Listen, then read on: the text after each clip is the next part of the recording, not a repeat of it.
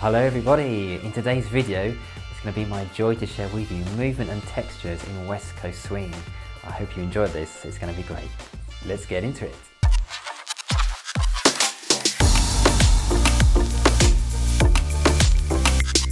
Hey guys, in case you don't know me, my name's Felipe de Barros and I like to make videos to help you grow in dance. And I specialise in West Coast swing and solo dance with influences in contemporary, hip hop, ballet and other styles. Okay, so our first tip in adding nice techniques to our movement and textures in West Coast swing is to imagine that we're dancing in this liquid. And the liquid is between 1 and 10 in terms of how sticky it is. If it's 10, it's extremely sticky and so it affects your movement. It's really hard to move through it, which means you might have to tense your muscles as you move through it, or they might be relaxed, but they're going to take longer to go through it. So what that means is we imagine our torso now, we're focusing on that for this. As a leader and a follower this works, and I'm imagine now it's really sticky, so it's taking me a while to come through each movement as I'm doing my patterns in West Coast swing like this. So I'm doing now a right side pass and the body's taking a while to go forwards, for example, through that liquid to turn through it and so on, like this. And as a follower, I'm also doing the same thing, so my body is kind of like taking its time as it fluidly goes through its movement.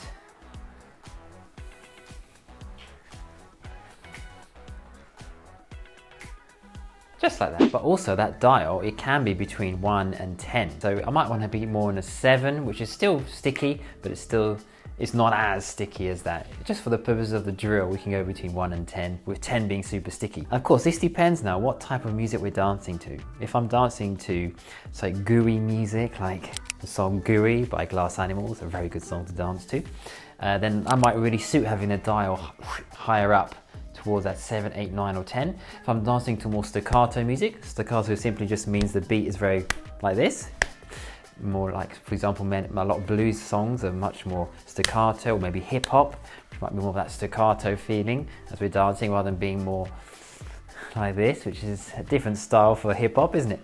Or if it's R&B, sometimes it could be staccato or it could be really smooth as well. So we can now have these techniques, we can change that dial depending on the style of music and how we feel like dancing to it.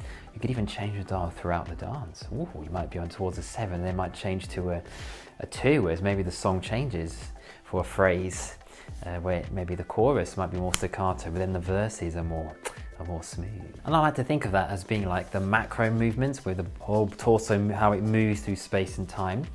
But also we can think about the micro movements, which is kind of like where the body might have little movements, where it's from the rib cage from side to side, or the shoulders up and down, or the little twisting motions. By going through liquid as well, you can choose how long it takes to get from point A to point B. As a follower, if I'm going into my sugar push, 1 and a 2, I might be adding some movements like this, nice and slowly. If the dial's higher up, or it might be more staccato as I'm moving more through like through air rather than through sticky honey. Feel like really sticky liquid towards the 10. And the leaders as well, if I might go for my 1, 2, I might go for contra body movements, and then as I do the other movements, I might think about adding some sidewards movements or twisting through that really gooey liquid as well. So nice, it adds a really nice look to the dance. Of course, this is your artistic choice. If you feel that the song is going to be good for that song to have all this body movement. Sometimes it might not suit other types of songs. You know, if you're dancing to blues, you might want to be doing all this movement in blues. Depends what your artistic interpretation is of the song. Now for our second tip as well, this is related to it. We think about the spare arm now. So the focus is away from the torso and more on the spare arm. And that spare arm is also going through liquid. So rather than just, just flying around doing it, all types of stuff, I make my body, which then moves the arm, but the arm is kind of like going through that liquid as here, like that. So if I do my right side pass, I might close it in more towards the sort of the 10 on the dial. And then as I do my anchor step, the arm might come up slowly, as you can see that coming up rather than being like this or not doing anything special. So again, we can dial it in. Sometimes the movement, you might do your own movement, but a lot of the time it's going to be because of the core where the center is moving. It's going to make the arm move in relation to that. For example, if you're finishing a turn, the arm might then continue the movement and then come back out again, for example. Exactly the same for the followers as well. As I'm doing my sugar push, the leader might release the arm here, roughly on 3 and 4, and then I might, as I'm doing my anchor step, I might open, pushing the arm through liquid as the body does that as well. And then I like having the arm straight out here, it's lovely. And then going into my next pattern. If it's a sugar push and he's offering his arm, the arm might be offered to him nice and slowly through that liquid rather than just like grabbing the arm like that. So that's some examples there how you could work on that arm. So if he does a right side pass, so it's under 1, and to look at the arm there moving through the liquid as well as the body, and then I might bring that arm out here just like that. And we can also think about the arm, bit of bonus information. The spare arm can be in different levels as a leader and a follower. Maybe I might have it low down, like by the side. Imagine there's a pocket there in the hoodie as our leader or follower. We might think about also it being more medium height. So you could have it here to the side, but slightly open maybe, so then your partner doesn't think you're asking for the hand. So as a leader, I might be leading here and the arm might be here on the side.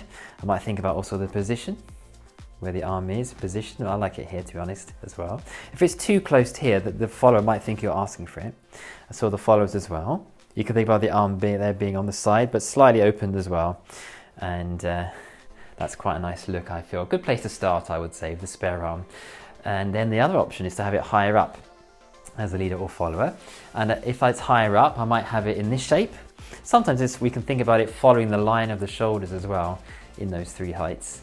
Imagine if it's up here, I might imagine there's a light on that wrist shining out, like this.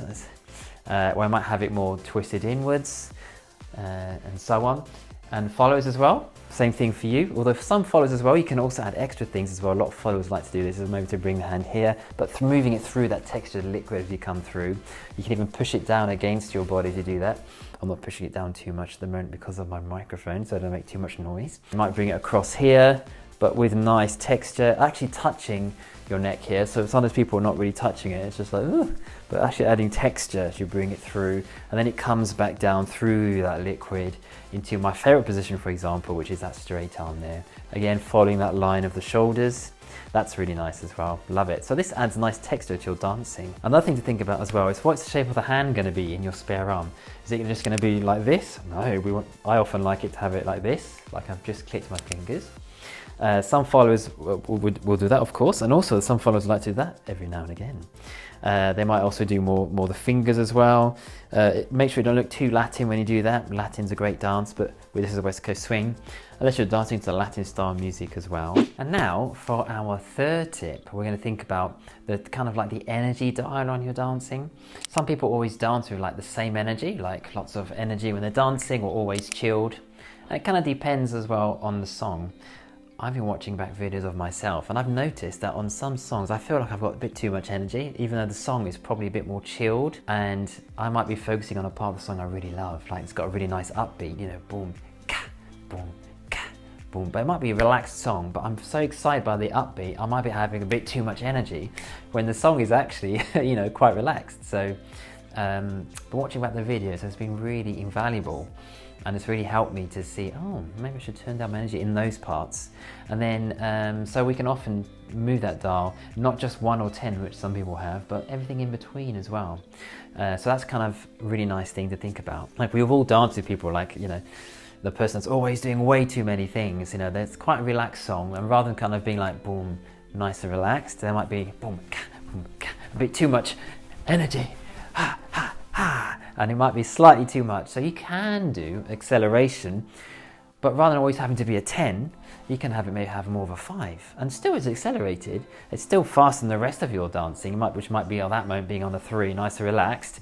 And then you bring the foot up and go, boom, we hit something, you know, like this, boom, and so on. So much dimensions we can add in our dancing. And for me, I'm really passionate how some people focus so much on moves in West Coast swing, when we can focus on other things as well, which can inspire more sometimes, like dynamics and texture, you know, having good posture, inspiring your people watching you as well, by just having really nice, thoughtful movement. That's something which really, you know, which I'm really interested in, and I find it's really helpful. And it also helps the dancing to be more fun for me, because it's not all about patterns and moves, it's all these other lovely dynamics and textures which the song influences. And another tip related to this is when you're kind of hitting on the beat, some people go a bit too fast. If it's really energetic, they start to go ahead of the beat.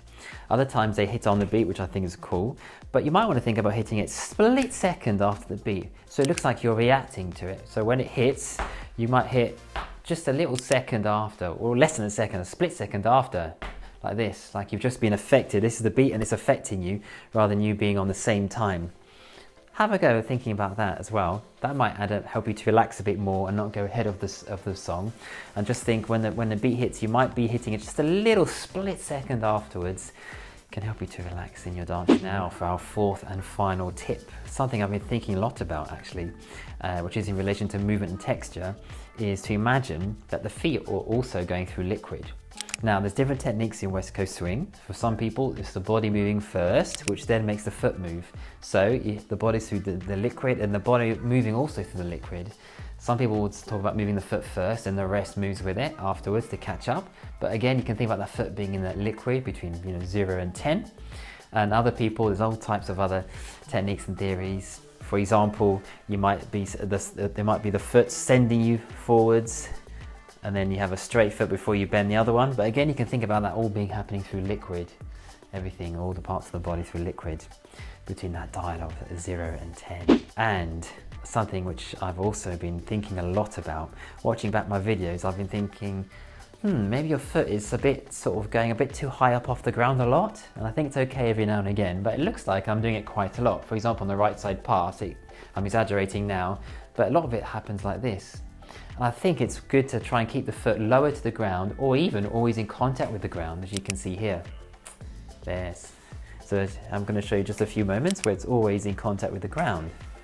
I can still roll my feet like this, as you can see, the rolling action, but it's always in contact with the ground. As a follow as well, always in contact with the ground here. Like this, I might do a pass, for example, a right side pass.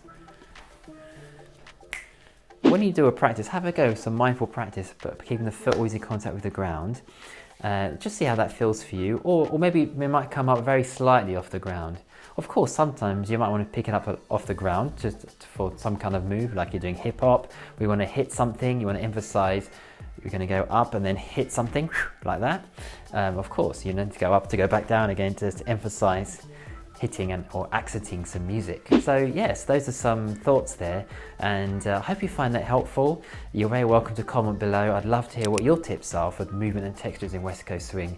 It's always great to hear from people, and we can share ideas as well. And do let me know how you found these as well, if you found them helpful or not. And so I would love to invite you to give this a thumbs up if you got any value from this, and also to share this with any friends that you feel this would help. And I would love to invite you to subscribe to this channel by clicking on that subscribe button and on the bell icon above it.